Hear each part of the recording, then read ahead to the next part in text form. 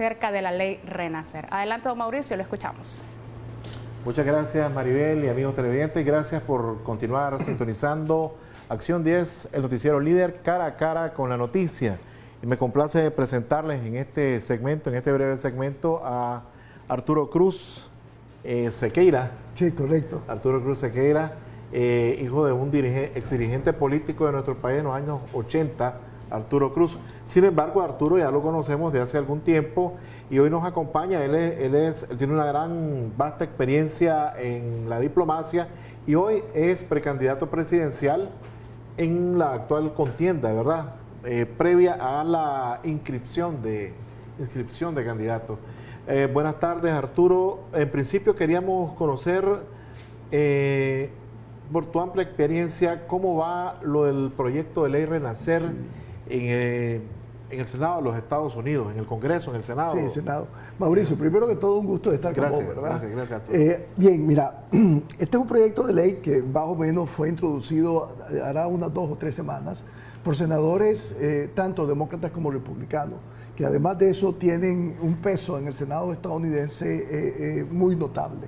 Y por supuesto para el presidente Biden y sobre todo para el secretario de Estado, una iniciativa de ley con el apoyo de los dos partidos y de senadores de esta categoría, no hay duda alguna que es de gran relevancia.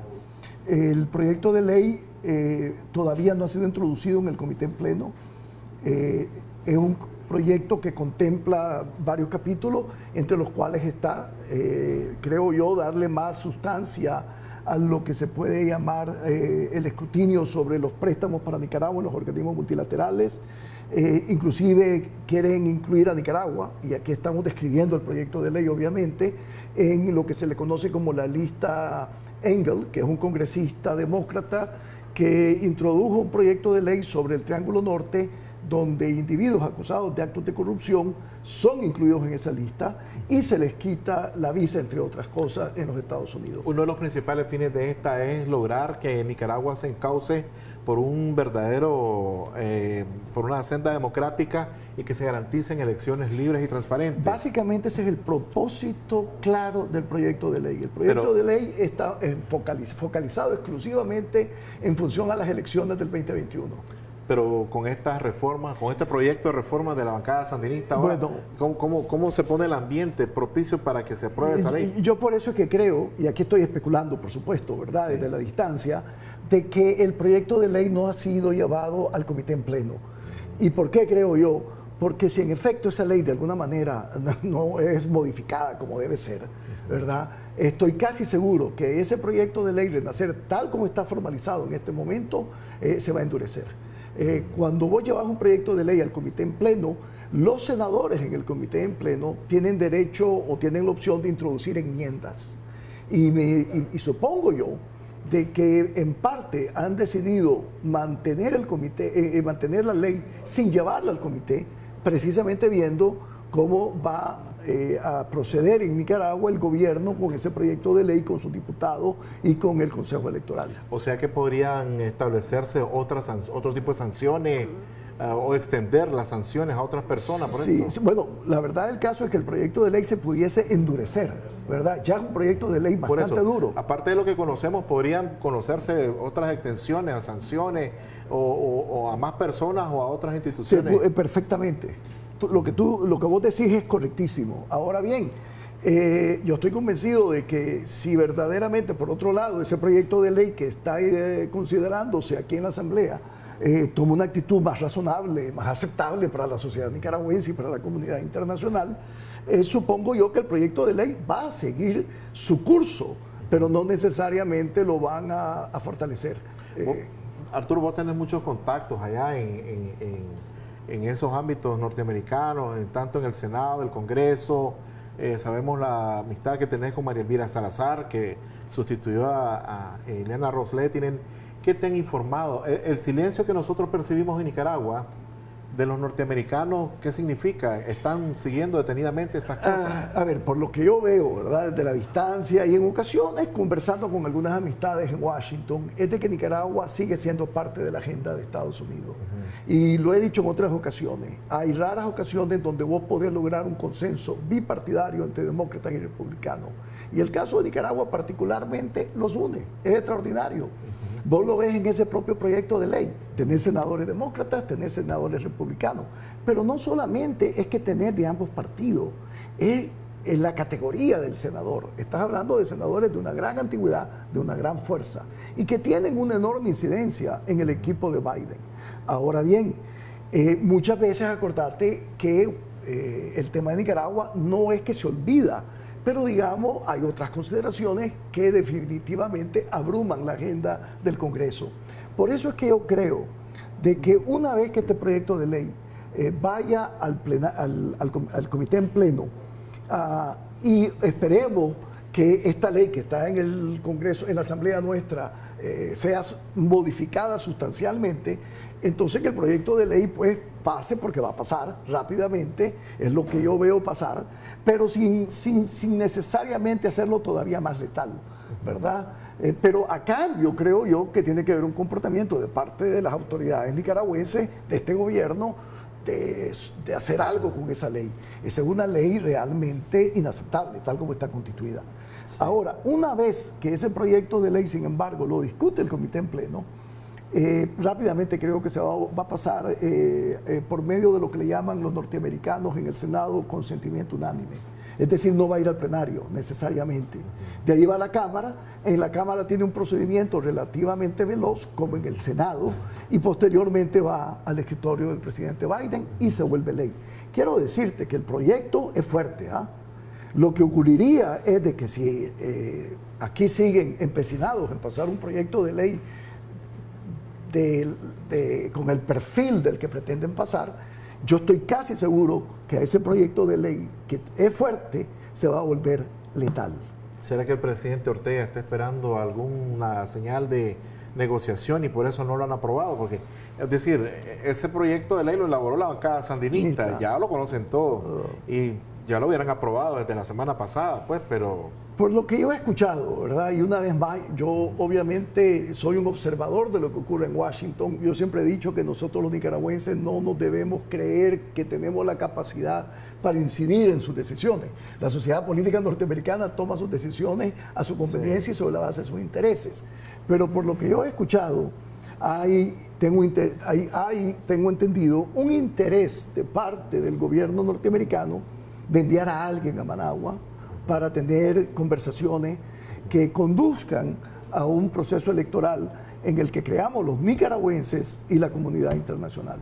Bajo un escenario de que se llegase a aprobar ese proyecto de ley, primera pregunta que te hago respecto a esto, ¿vos seguirías en tus pretensiones de alcanzar la presidencia? A ver, es un proyecto de ley tan ridículo, en mi opinión, desde el punto de vista de sofocar las opciones electorales de los nicaragüenses, de que es muy difícil, sinceramente, considerar ser candidato en esas circunstancias. ¿Hasta dónde llegarías? Bueno, es lo que tenemos que ver, obviamente, y creo que es una decisión de la sociedad como un todo y los que vamos a participar en este proceso. Pero tal como está constituido, me parece que es muy difícil no tener reserva en cuanto a lo que pretende ese proyecto. Hay veces que yo tengo la impresión que quiere fusilar la credibilidad electoral. Y en ese contexto, imagínate, si vos querés tener credibilidad como un candidato relevante que represente el cambio, la esperanza para este país, se te vuelve muy difícil en circunstancias como esas.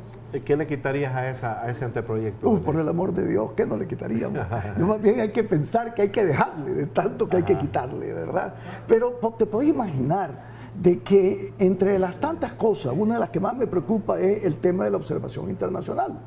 O sea, se habla de acompañamiento. Acompañamiento es una expresión muy peculiar y que ya sabemos qué significa. Sí. Aquí de lo que se requiere es observación internacional y de la creíble y con la capacidad de tener conteo rápido. Porque objetivamente, seamos francos, la desconfianza es la que cunde en Nicaragua. Es decir, muy pocos nicaragüenses creen que este es un proceso creíble. Y la única forma en que vos le vas a dar a los nicaragüenses la sensación de que este es un proceso creíble, entre otras cosas, sería la presencia de observadores internacionales legítimos, que te hagan sentir a vos, nicaragüense, que vale la pena ir a votar. ¿Qué propondrías vos a la oposición nicaragüense que está un tanto dispersa respecto a este escenario político? Sí, creo que en esto todos coincidimos, todos los precandidatos, todas las fuerzas políticas legítimas, opositoras, de decir de que si este proyecto de ley no es modificado en 5 puntos, ¿verdad? Para dar un ejemplo, va a ser muy difícil que participemos. Yo creo que eso es un punto de consenso fácil, ¿verdad? ¿Cuáles son esos 5 puntos Bueno, que crees que serían fundamentales? Sí, en esa ley? yo te mencioné 5, te puedo haber mencionado tal vez más, pero los yo básicos. estoy pensando, por ejemplo, vuelvo a insistir en la observación internacional. Correcto. Porque la observación internacional es lo que te va a garantizar hasta cierto punto, y la nacional, se ha hecho de paso, que los nicaragüenses salgan a votar. Y eso es fundamental. Y que tengan la potestad los observadores internacionales del conteo rápido. Ahí tenés un ejemplo claro. Otro ejemplo tiene que ver con el tema de los fondos. No puede ser de que solamente porque un nicaragüense vive en el extranjero no puede tener la potestad de apoyar a un candidato o a una fuerza política de su preferencia. Todo lo que está en el extranjero, en teoría, es inaceptable. Y por supuesto, hay un sinnúmero de leyes como las que aprobó Putin en Rusia, que ahora se aprobaron en Nicaragua recientemente, que están incorporadas en el proyecto de ley. Todas esas tienen que salir. Ahí nomás tenés 3 ejemplos clarísimos de que son inaceptables. Y ya para finalizar, Arturo, ¿cómo percibís que va tu campaña? ¿Cómo sentís que la gente te recibe ahora? Bueno, yo me siento muy a gusto, pues, y de verdad que lo único que resiento y me molesta profundamente es que no puedo salir fuera de Managua. ¿Ya estás asediado? No me están dejando salir fuera de Managua. Y creo que tuvo que ver por el hecho de que anduvimos en los territorios nicaragüenses, conversando con la sociedad nicaragüense, con la sociedad rural, con los pequeños productores, y parece que eso irritó. Pero producto de eso ahora yo ¿Pero me cómo veo... hiciste la visita? ¿A título personal o en medio de alguna organización? No, lo hicimos a título personal, conversando con los diferentes sectores de la sociedad rural para ver su situación en el tema, por ejemplo, del crédito, el tema de la asistencia técnica, el tema de cómo se han encarecido los insumos para la producción agrícola, en el tema de los precios, cómo se estructuran los precios. Entonces fue una experiencia muy rica, muy interesante. Fuimos a Jinotega, fuimos a Matagalpa, fuimos a Sébaco, y definitivamente, como te dije, a raíz de eso creo yo que eso trajo como consecuencia que irritó a ciertos miembros de nuestro gobierno, ¿verdad? El gobierno actual, y desde entonces pareciera que si yo no puedo salir de Managua. Bueno. Y eso lo resiento profundamente porque no me dejan comunicarme con nuestros compatriotas fuera de la capital. Obviamente. Bueno, Arturo, son tantas cosas las que tenemos pendientes de conversar y espero que nos volvás a acompañar muy pronto. Mientras, pues, quiero agradecerte tu comparecencia a este espacio y tener las puertas abiertas cuando querrás. Mauricio, será un gran gusto. Muchas gracias. Vamos nosotros a importantes mensajes de nuestros patrocinadores.